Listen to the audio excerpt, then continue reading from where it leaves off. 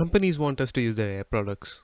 Well, some are great, others are questionable. But now I have to create my own website and I'm too impatient and lazy to learn how to build it myself. So I turn to AI. So I will head to bold.ai, type the prompt that I want for my website, then let Bold do its thing, and my website's ready in 1 minute. I'll just add some modifications, whatever I want, fix some issues, and then after that, I'll hit publish. Go to my custom domain to add my domain, and $25, that's too much, man. But no problem, we are just going to go to export, open in Stack Blitz, and then we are just going to go to npm run build.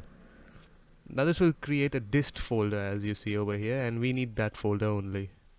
So we'll download the project, we'll unzip it. Next we'll go in the dist folder, and then we'll just compress this into an archive. Make it sure it's zip file, not rar.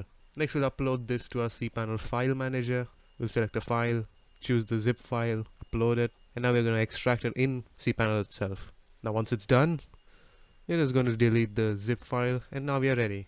Now I'll go to my website, and my website is just there, hosted on my domain. If you want more simple tutorials like this, subscribe to the channel. Thank you.